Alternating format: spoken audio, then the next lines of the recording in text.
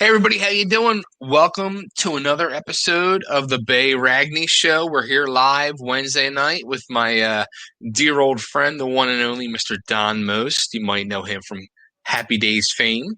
But before we talk to Don, we have to tell you about tonight's show, and all our shows that we do is brought to you by our good friends at Bombers and Sleeves. Bombers and Sleeves, they are a lifestyle apparel brand, and they are dedicated to bringing you the war on self-doubt. This is for the bold, the fearless, and the authentic souls who never back down. They wear it all on their sleeve. Bomb your boundaries and shop Bombers and Sleeves today at bombersandsleeves.com. And just so you know as well, Bombers and Sleeves is out of Nashville, Tennessee, which my good friend Don does some music stuff out of Nashville, Tennessee. Yes, indeed. Yeah, I'm in the in the middle. I was going to say in the middle of recording, but we're not really in the middle of recording right now. We were recording last year a new CD. A producer that's based in the Nashville area, Tony Mantor, and having a great time doing this CD. We had about 8 songs finished last year around this time, and then I was doing a play for about a month, and then we were going to finish recording. But while I was doing the play, the virus hit. It got bad. They had to close down all the theaters, and then I couldn't go to Nashville to record. And Tony and I have been talking. Okay, when are we going to get back in the studio? Not for a few months at least, and then that kept getting pushed back further and further. So now, hopefully, maybe May, we're thinking we'll get back to finish the CD. But I'm excited about it. As a matter of fact, we released a single from it in the UK.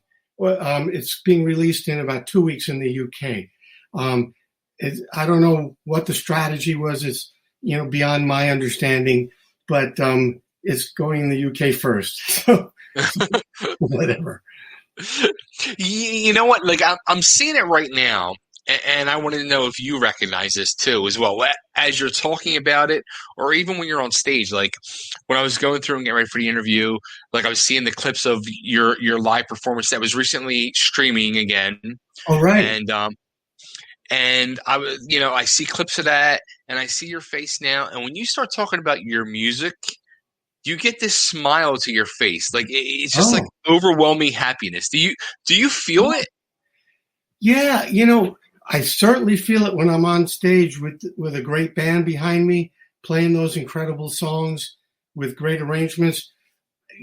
I get very, very happy, as you're picking up on. I guess when I just talk about it, it permeates. I didn't know that. It's kind of I guess weird, scary, however you want to put it. But again, going back as I'm getting ready, and I was going over your music stuff, I didn't realize you put an album out, like a pop album out in the mid-'70s. I did. Yeah. It was the kind of thing where the show was starting to really take off, maybe it was number one already. But I wound up talking to a journalist, and he did an interview, and then I talked about how I was a singer before I was even an actor, and he was, oh really? And he knew a producer. He introduced me to this guy, Danny Jordan, and Danny, and I hit it off, and he listened to me, and he said, "Man, I think we could get a deal for you based on the fact that I was on a hit show." And sure. He got a deal for me at United Artists, which was a big, label at the time.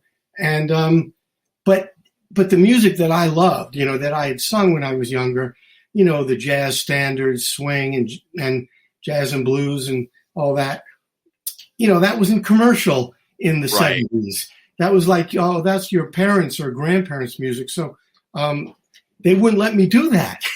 So so we had to kind of pick from a more pop-oriented, list of songs, and it was a great experience, and there were some cool things that we did, but it wasn't it wasn't in my blood like the other music is,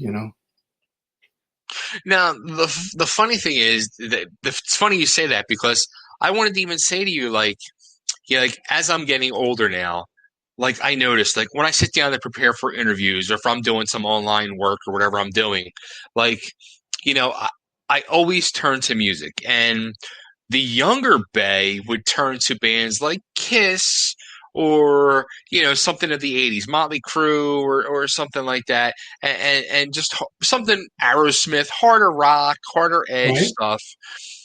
But now, as I'm going to be hitting 51 years old in a few months, like my number one go-to now is Frank Sinatra, There you go.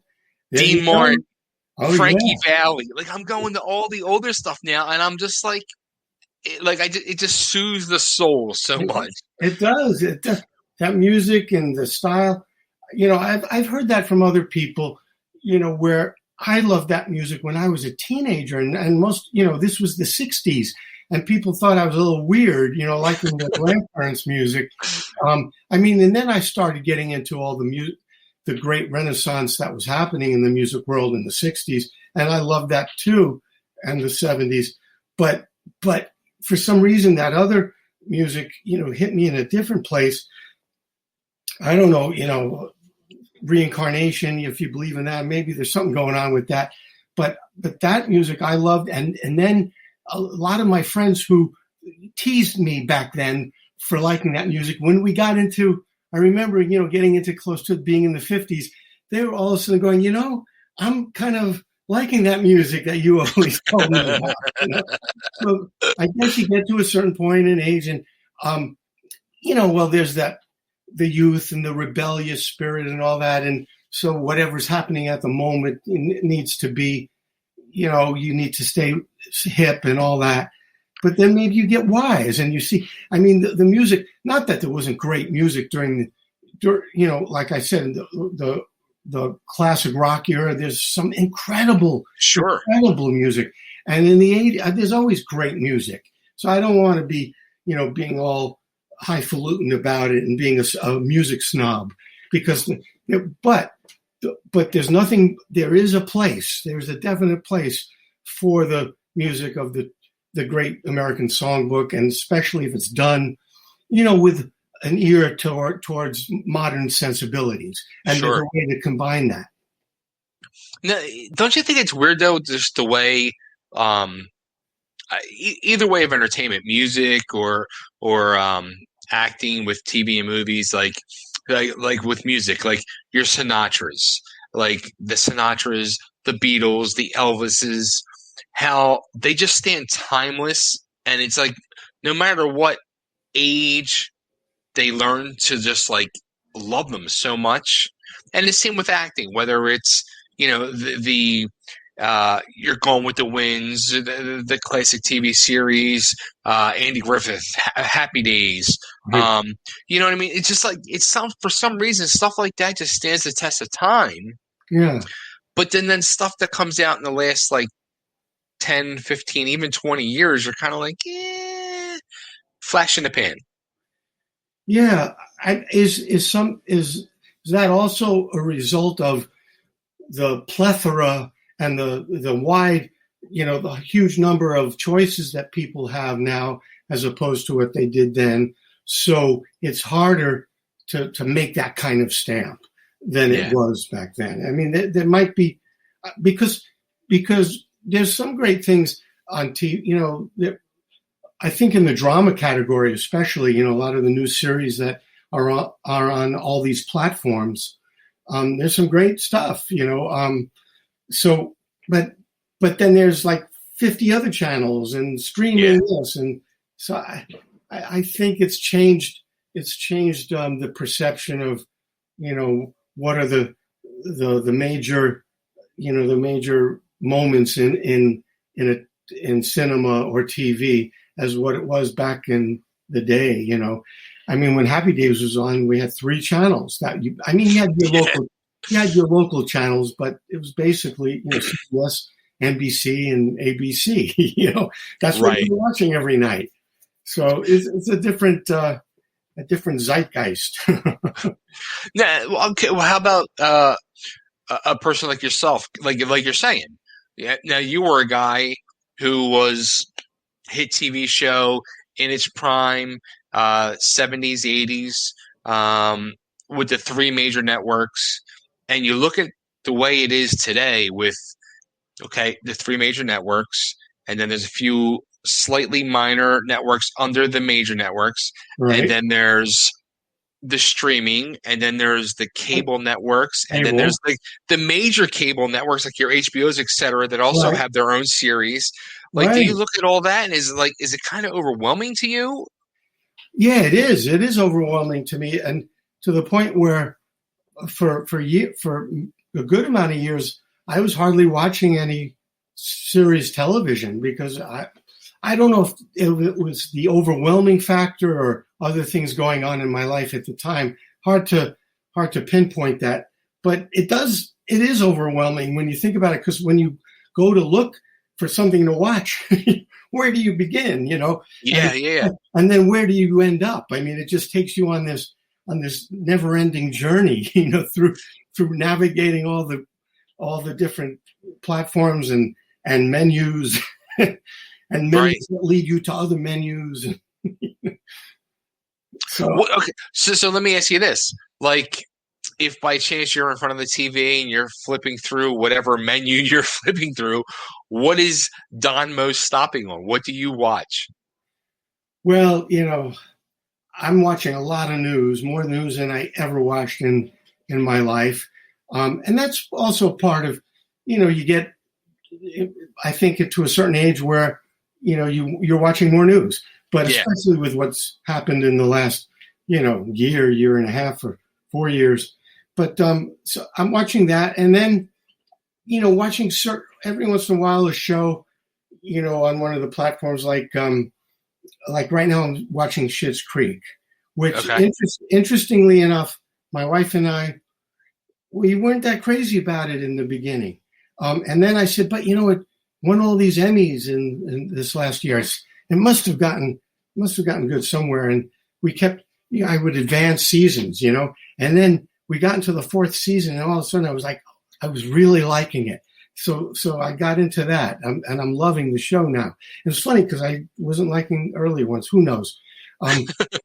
But so that's something I watch. But besides news, I watch. I'm a big golf. got into golf in a big way. So I really enjoy watching the Golf Channel. And like I said, in certain things, if I hear about a show that's getting a lot of good acclaim, I'll check it out on the different platforms. But I don't watch a fraction of what I used to. When I was younger, I would watch so much more.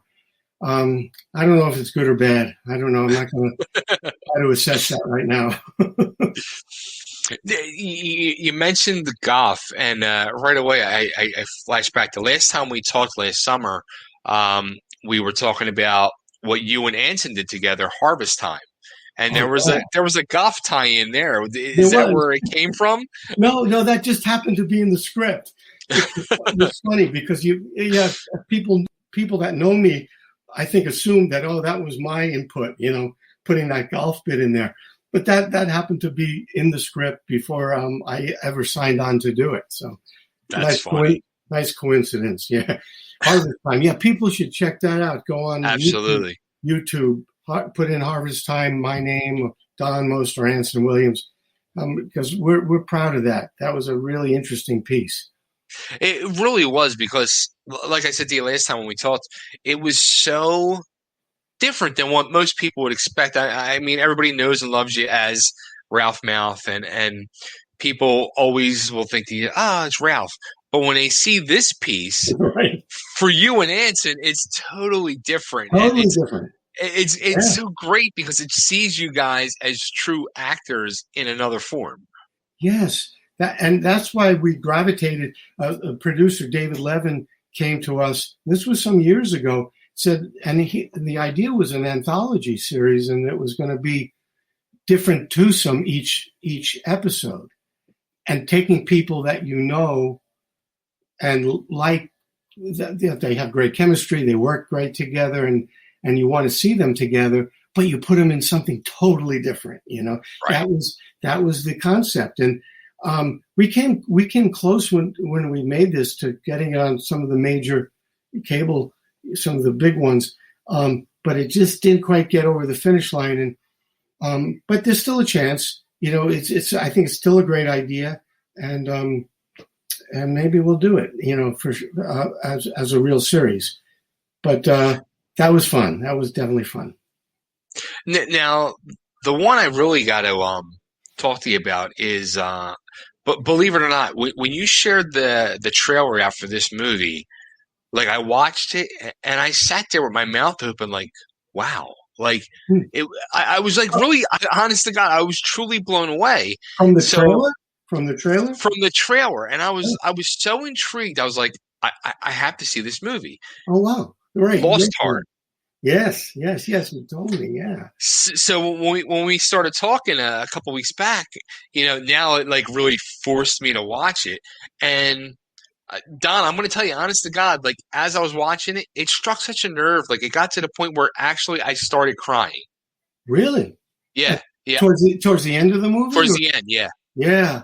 Honest to God, such an amazing movie. I mean, first off, so you have a movie that has UFOs, UFAs. Right, UFAs. It's got Bigfoot. It's got the devil at the crossroads. Right. It has a person with Down syndrome who has a major role in the movie. Major role, yes. And he's great. He was great. He's great. True standout star of the movie. Josh Perry. Transplant Perry. Amazing. And the story itself, I think, is so it's so real. It's so real and hits you in the heart. Yeah. And it was so beautiful. Oh, that's great to hear, Bay. I really appreciate that. The guy who wrote it, DJ Perry, wrote a beautiful script, and he's one of the founding members of the production company that made the film. It's called CDI. Collective Development Entertainment. And this is the second movie I've done with them.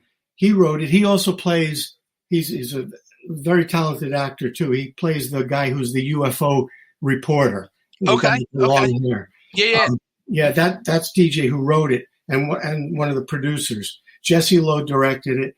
And when I read the script, I did a film with them a year earlier, and I had a terrific experience. It was called MBF, Man's Best Friend. You should check it out because DJ, who wrote that script as well, is the star of this movie, and he plays a wounded vet coming back from Afghanistan with post-stress disorder, and it's a really terrific performance. And I play his defense attorney. I won't tell you much more, but it's a pretty strong film. Very powerful. So DJ, when they called me and said, we'd love for you to do another movie with us, and this is like a lead character this time, because the other one was a nice supporting role. So I read the script and I was like, this is really good. This is really good. And he did a great job of blending. That's why I think it hit you, and I think it's so effective, is it's the blending of all these elements, Yeah. And there's humor. And but then there's things that everybody can relate to in some way, and then the melange of these characters, these eccentric characters from this little town in northwestern Michigan, it's so refreshing, and I think it brings you back to some, almost in a way to like what people loved about the 50s was the simplicity of it, and the values that people had. And I think in this little town, it's almost like a throwback to that to some degree. Right. So that's probably another element that I think is working there. Now, I got to ask this too real quick. Like, when I posted earlier that we're going to be doing the interview tonight, a friend of mine FaceTimes me, goes, Don Most was in Philly recently filming a movie. I think that was the one. Was this it?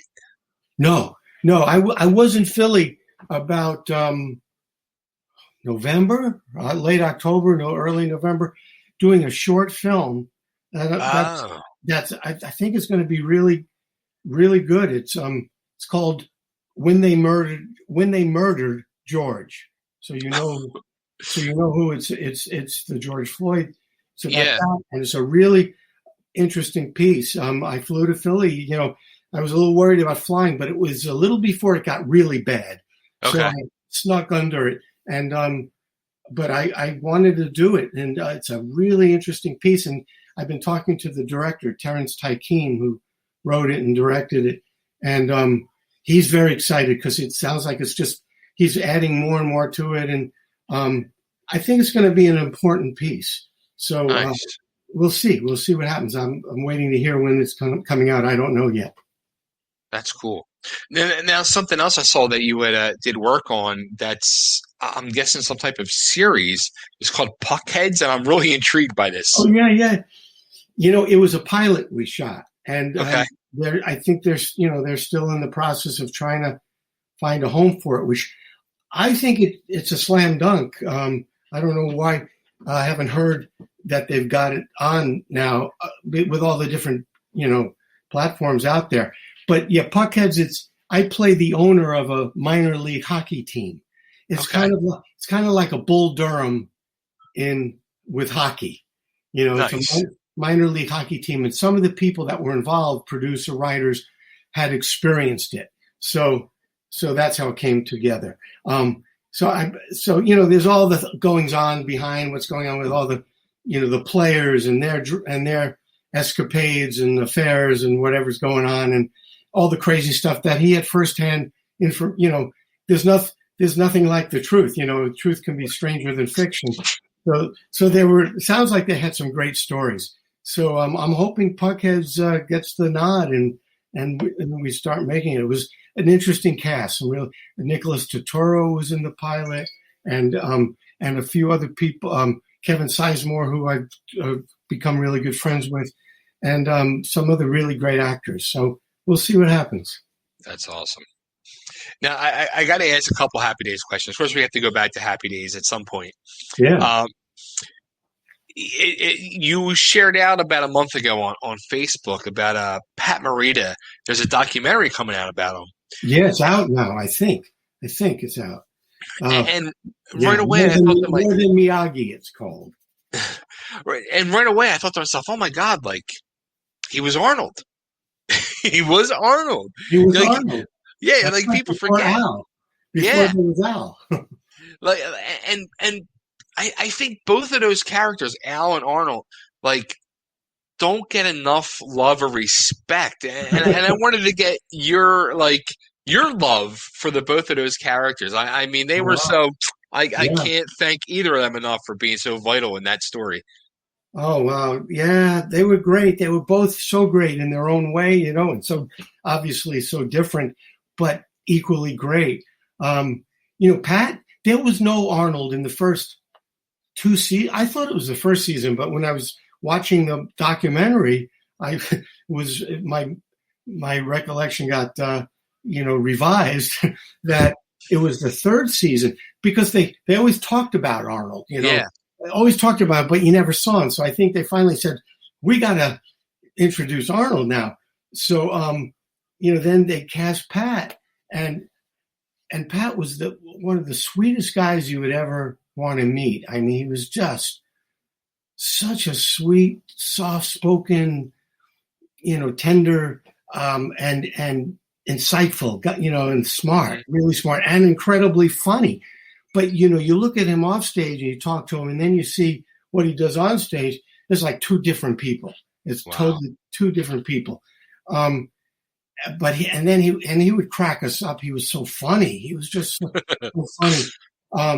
I have such fond memories of Pat, and there were times when we would Friday night would be the night we'd shoot the show in front of an audience. So we'd have a dress rehearsal during the afternoon, and then get notes, and then we'd go to dinner, usually in the commissary. But sometimes there was this restaurant right outside on the street from Paramount Studios, and a real nice restaurant with a nice bar and all that. So sometimes you'd go there, and Pat I mean, he'd come to me and go, "Hey, you want to go to Nick Adele's, you know?" And I go, "Yeah, let's go." And I'd go and have dinner with Pat, you know, and have a drink maybe. And I have great, great memories. You know, he was just such a great guy. And then when what happened was he was offered his own series, Mr. T and Tina. And so, you know, everybody felt, hey, there's a great opportunity for his own series. So he did that. And that's when they had to bring in somebody to take over the restaurant, which was Al. And Gary Marshall had worked with Al Molinaro on The Odd Couple. Okay. Now Al played Murray the Cop. So, you know, I think he just cast him. He said, hey, let's bring Al Molinaro into this. And then Al was also one of the sweetest guys you'd ever want to meet. They were just fabulous. And he was so funny in his way, you know. I mean, I could picture him now, you know, with his facial expressions and his yep, you know, all the stuff that he would do. But he was the sweetest guy. They were both wonderful. It's funny because I used to say that for so many years too. Like when people say something, I'd be just like, yep. Yeah. You're right. I don't know how that originated. I don't know if that was. I'm going to have to ask some of the guys, you know, if they remember how that originated. You know, was that something that Al did? I don't think so. Was it something that maybe he did it? Maybe he had kind of improvised it one day, and then I bet you that's what it was. I'll find out. That's funny. Now, I got to ask you too, like something that came famous probably 10, 15 years ago, and it's like a statement that like it became like a true statement for so many things in just life, and so many people have used it, and I think it's like it truly defines the way things were with not only Happy Days but so many other shows, and like I said with life was the whole jump the shark thing. Oh, right. When you heard that, how was your feelings about the whole jump the shark? Did you take insult to it? Did you kind of agree with it? Did you? Well, here's my end of the story. I left the show after the 7th season. My contract was up, and they offered me a new contract. And long story, a lot of reasons which we don't need to get into. Sure, nothing crazy, but just different reasons. But I felt it was time to move on. So,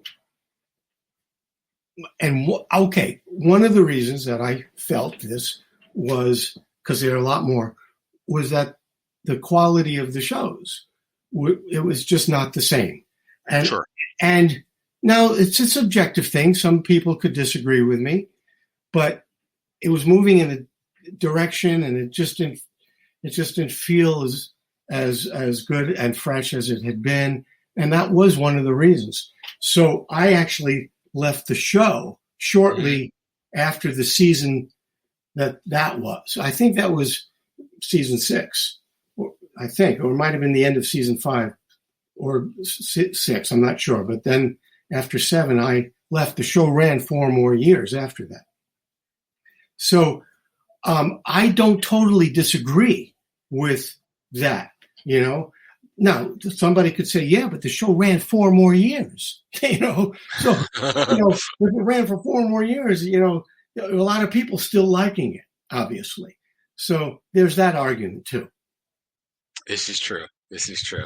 It's funny that, like, when the statement came out, I was like, wow. Like, I kind of remember as a kid watching it, thinking to myself, like when Fonzie jumped the motorcycle at Arnold's, I was like, this is cool. That was totally cool. But when he jumped the shark, I was like, I don't know. I think we're pushing the issue now. Yeah. Like, how did we get here? Right. Right. That's funny. So, how about now going back to the music? You're working on the album. Yeah. Now, are you coming to Nashville? That's what now. Don't come. We're snowing. We're snowed in. No, but I will be coming. You know, hopefully, maybe by May. You know, because by then maybe it'll be safe enough people can get together in a studio to lay down the tracks. So I'm hoping, yeah. The single that was just released in the UK, well, in another week or two, but it's, by the way, it's on iTunes, so people can check it out on iTunes. I checked it out. Oh, you did? Ooh, baby, baby. You want to know something? I don't know if you know this or not. You want to know something crazy? So, I guess you put this out about. It's out I heard it on Spotify, so it's out as of like 2 weeks ago. Yeah, it just came out, right? Do you know who put out the same exact single about 2 weeks ago? No, who? Paul Stanley of Kiss. You're kidding. You're kidding. I didn't know that. Yeah. Yep. That is bizarre. Yeah, he's got like he's got a thing now called Paul Stanley Soul Station. And when I saw that, I was like, oh my God. They put out the same single. I had no idea. No idea. Right? I got to call Tony and say, hey, well, maybe in the UK. It's what I'm hearing is getting great response in the UK. It's amazing. It's great. I love it. It's pretty cool sound, isn't it? Yeah. Very different than the jazz swing that I've been doing. But it blends in on the CD that I'm doing. It's a mixture. There's still some jazz standards, but it's with a more contemporary jazz setting than the big band thing. It's more contemporary jazz. And then there's some songs from the 60s and 70s that we've thrown in there, like Ooh Baby Baby, and I did Smoke from a Distant Fire, which I always loved. There's a Sanford Townsend band, and a few other songs. And we still have 4 more that we're not exactly sure which ones we're going with. So it's a mixture. But wow, that's a mind bender to me that now he released it at the same time. Freak. Well, I don't know. I've got 11 others, so. There you go. Hey, but you're Donnie Most. He's Paul Stanley. It's 2 different worlds. It doesn't matter. Maybe each will, maybe it'll help bring attention. Who knows? That's it. Who knows? 2 kings of the 70s. Right. Now, the I don't know if you want to say funny or weird, like, as I discovered you had this album from the 70s, I thought to myself, have you ever thought of redoing any of those songs in Don's swinging style of the modern day? No, I haven't. I'll have to think about it now. I'll have to, I don't know. I'll have to think about that. Maybe there's a possibility to do it, to swing it. Yeah. I don't know. I'll have to look through the. Wait a second. Hold on, I'm coming. There it is. There it is. I'll check out the song list and see if. I mean, with creative arranging, anything could be done. Absolutely. So who knows? Maybe there's a gem of an idea there, Bay. Why is that not framed and hanging on your wall is what I want to know. I don't know. Who's leaning against my wall? And that's only recently. It wasn't even here for a little. And somehow I came upon it and I said, no, I don't want to leave it here in the garage. I better put it somewhere. The elements are more controlled. That's great. Now, one more thing I want to ask about. I saw too, before Christmas, you did a carpool karaoke, you and your wife. Oh, yeah. Yeah, we had actually shot that the year before. And then I don't know why we didn't post it. So we posted it this time. Yeah. All I want for Christmas. Yeah. Yeah. Now, the big message in there was you were trying to raise awareness to Parkinson's disease. Or a cure for Parkinson's. Yes. Yeah. Because my wife was diagnosed with it 20 years ago. Really? Yes. So, wow. So, and it was her idea. She was watching the, car karaoke with James Corden, and I guess Mariah Carey did one where they did All I Want for Christmas, and everybody was in it. I have the original. Elton John was. I mean, so many people were in it. It was the coolest thing. And then Morgan said, why don't we? She knows how I love to play because I've directed 3 independent films, and I've made some cool, fun videos along the way, So she knew that I'd be into it. She says, "Why don't we make our own car karaoke video like that? We'll do a takeoff on that, but then we'll reveal that all I want for Christmas is," and then we'd reveal with the card in front of us, "a cure for Parkinson's." Right. Which was, it was a great message and a great emotional impact for it, and fun at the same time. That's awesome. Yeah. Wow. So now, how about what do you have cooking now? Has things started to open up more as the COVID is kind of slowing down? I don't know if it is or not. Stories are mixed. Yeah, it sounds like it is, but it's still going to be a while before things are going to open up enough. I mean, there is some filming going on, TV and film, but not as, less than half of what is normal because of the restrictions that they have and how much more expensive it is for them to do a show, to follow all these guidelines. So I haven't been, doing any TV or film work, although I'm supposed to there was a movie I was supposed to do last May, but that got pushed back. Okay. So now they're telling me they're hoping to shoot in April, and I'd be going to Prague to do it, which is exciting. Oh, wow.